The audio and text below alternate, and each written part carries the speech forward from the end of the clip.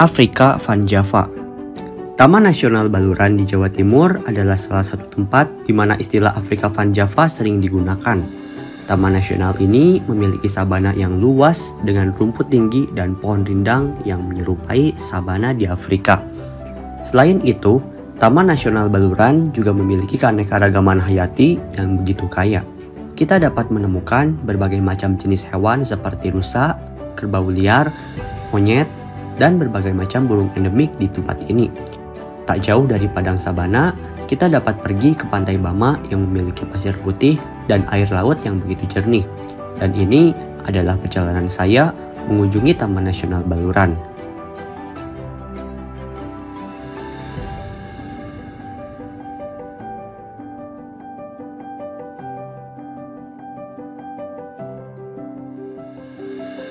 Seberes berpisah dengan Bang Sigit, saya kemudian melanjutkan perjalanan menuju Situbondo dengan menaiki bis. 2 jam berlalu, saya akhirnya tiba di Situbondo. Di sana saya kemudian bertemu dengan saudara jauh yang beberapa tahun lalu juga membantu saya ketika mendaki Kawah Ijen. Sama seperti sebelumnya, saya bertemu dengan Om Ruli dan Ate Nisa. Dari Situbondo, kami kemudian pergi ke rumah Om Ruli di Bondowoso. Di sana saya beristirahat dan rencananya kami akan berpetualang ke Taman Nasional Baluran pada esok hari. Pada pukul 12 siang kami kemudian berangkat ke Baluran. Di tengah perjalanan kami berhenti terlebih dahulu di sebuah tempat makan. Di sini kita beristirahat untuk makan siang karena perut kami sudah meronta-ronta.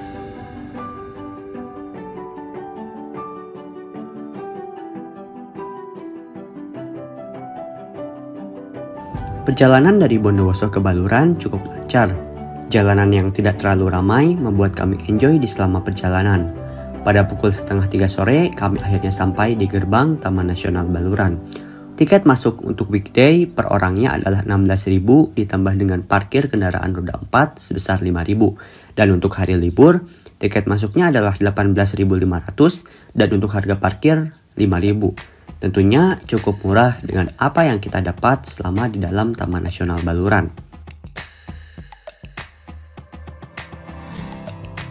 Baluran adalah taman nasional yang terletak di ujung timur Pulau Jawa. Tempat ini dikenal karena keindahan alamnya yang unik dan beragam. Ketika pertama kali masuk area Baluran, kita akan melewati hutan dengan pepohonan hijau rindang. Ketika mobil kami melewati hutan evergreen, kita seperti sedang melewati terowongan hijau.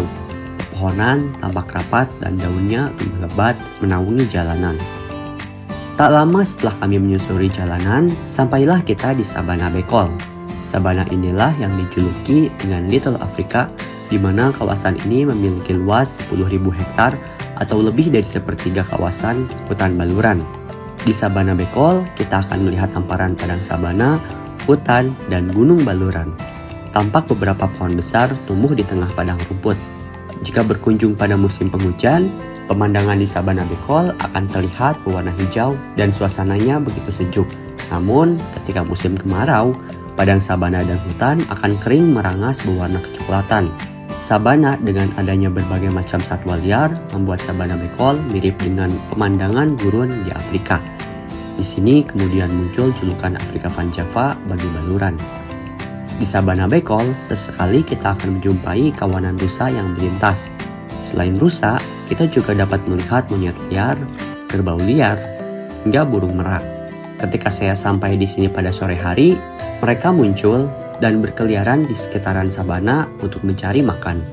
Ketika saya sampai di sana, saya merasakan kedamaian dan ketenangan karena lokasinya yang terpencil dan belum begitu banyak dikunjungi orang. Di sana saya kemudian berjalan-jalan dan tak lupa juga berfoto karena pemandangan yang ada di sini sayang jika tidak diabadikan. Setelah puas berada di Sabana Bekol, kami kemudian melanjutkan perjalanan menuju ke Pantai Bama yang berjarak sekitar 3 km. Lanjutkan perjalanan ke pantai ya? Iya, nanti gue bikin YouTube juga. Selama perjalanan, kita akan melewati padang sabana dan sedikit hutan. Gerombolan monyet liar juga menyambut kita di sepanjang perjalanan. Monyet ini terlihat semakin banyak mendekati area pantai. Melihat gerombolan monyet yang sedang bermain, melompat di pepohonan, berayun di dahan, atau sedang berjalan-jalan, memang tampak lucu dan menghibur.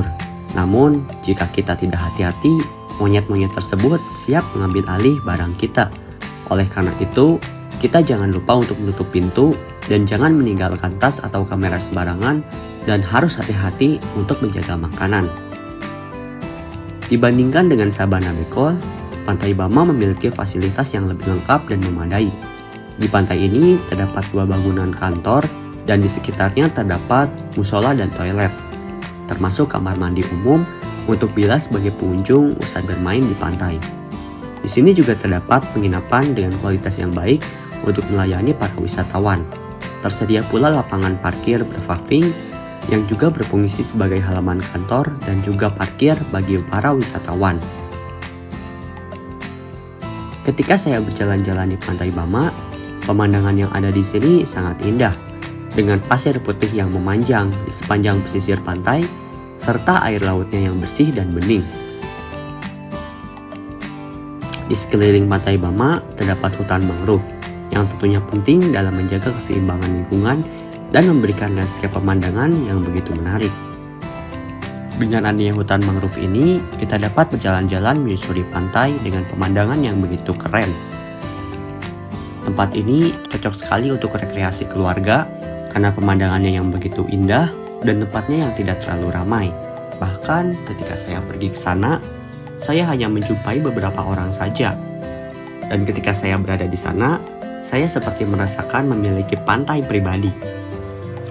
Di sepanjang pantai, terdapat beberapa kapal yang dapat membawa kita menuju ke lautan, karena konon katanya Pantai Bama menyimpan keindahan biota laut yang begitu beragam, yang tentunya bisa digunakan untuk snorkeling.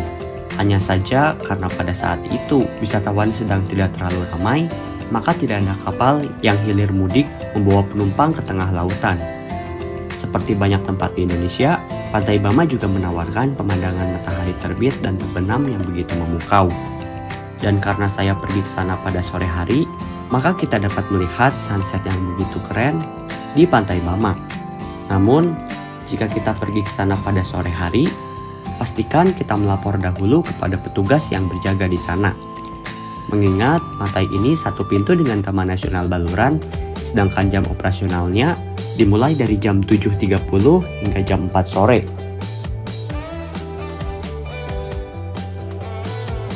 Tidak dapat dimungkiri bahwa keindahan alam Baluran sangat mengagumkan. Jika kita berencana untuk mengunjungi atau hanya ingin menyepikan pengalaman di sana, pastikan untuk mempersiapkan diri dengan baik dan menghormati alam serta lingkungan sekitar saat menjelajahi Taman Nasional Baluran.